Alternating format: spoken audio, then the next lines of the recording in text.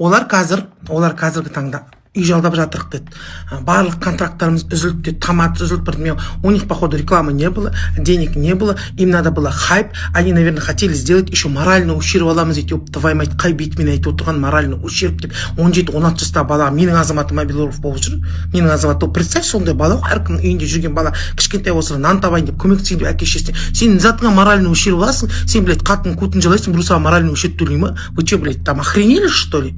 Это не дай бог сол балаға бірдеме болатын болса, қазір міне маңғыстаулық өнерпаздар үндеу жасап жатыр. Надо вот бүткіл Маңғыстау болып үндеу жасаймыз, үндеу жасамай сен көтіңнен тебеміз қатының екеуіңіздің. Так что көтендеріңді қысып жүріңдер. Не то, что моральный ущерб, ол балаға ештеңе болмасын. Я понимаю, наверное, по глупости, по этот чем-нибудь жариялап жіберді, но қатты кетсе штрафым, и то малый сумма, өйтіп штраф төлейтіндей жағдайдағы жігіт емес. Екінің бірі мобилограф болу керек, нан табудан ол өмірдің күштілігінен жүрген жоқ ол жерде бала, қарап отырсаң. Достар, қалайсыздар? Қазақ елі амансыңдар ма? Мына кеше ғана хан деген жексұрын мен әйел бұзақы істеген қылықтары деген адамшылшылық, қазақи нәрсеге жат қылықтар. Ана кішкентай баладан не көріп жатыр? 16 жасар баладан. Ол ескертіп қояйын, мобилограф бәрімізді шақырамыз ғой кейде. Олар деген көбісі көп балалы балалар ғой, көп балалы үйден шыққан балалар, қосымша жұмыс болып кейде келеді бәрімізге де. Еңбегін береміз, мысалы. Ұят қой мына әпейдік жігіт қала ауылында жүрген жүгірік. Ана істеген қылығың сенің адам емес, малдың ісі ғой. Сені Құдайдың жіберген жазасын олай біреуден көруді доғару керек. Кішкентай баланы мойын әліп қойып, қара бұл жексұрын.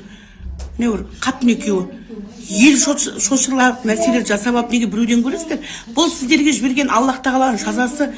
Елге күлкі болсаңдар, сондай әрекетке бармау керек.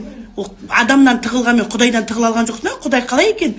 Ағайын, 6 қанат алашым. Бүгінгі таңда ел арасында, соның ішінде оқушылардың әлеуметтік желісінде тарап кеткен хан лақап атымен белгілі Қасым деген Маңғыстау өнерінің тойын басқарып жүрген азаматтың өзін өзі түсірген видеосы кең таралып, тек қана өнерпаздар арасында емес, халықтың елдің алдында үлкен резонанс тудырып жатқан елге белгілі. Адам айтуға аузы бармайтын дүниені түсіріп, ел арасына таратқан. Бұл азамат Маңғыстау өнерінен, Маңғыстау елінен, Маңғыстау жерінен тәлім тәрбие алған азамат емес. Бұл Маңғыстау өлкесінде туылған да азамат емес. Қазіргі таңда бір қарын майды бір құмалақ шіртеттеп, әлеуметтік желіде, күл елде Маңғыстау өнеріне, Маңғыстау халқына, Маңғыстау асабаларына үлкен сын әңгімелер айтылып жатыр.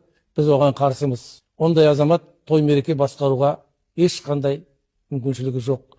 Және осы видеоны таратты деп айыпты болып жатқан жас өспірім азаматтың да болашағы бізді ойландырады.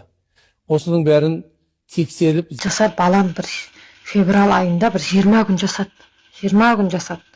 20 күнде де онда да тек 3 күн ақ барды қасына. 3 күн ма 4 күн ақ барды.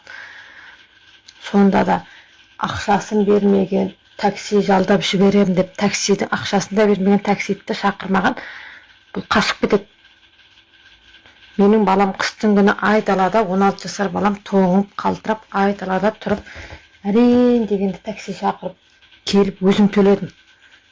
Сосын айттым, қоя сал, жасамайық та қойшы бұндай адаммен. Белгілі болды ғой, қандай адам екен, қоя сал, жасамайық дедім. Енді міне нәтижесі. Ол телефоны ұстамаса, физай деймін деді, созатын аша алмаса, бұл мен балым аша алмайды ғой затты. Өзінің түрі керек қой оған. Любой адам оны білетін шығар енді. Қайырлы күн оқырмандар, достар, қалайсыздар? Ассалаумағалейкум. Барлығы жақсы ма, сіздерде аман саусыздар? Бір көріп қойын деп отырғаным ғой. Не жаңалық, не хабар? Баршаңызға жалынды сәлем.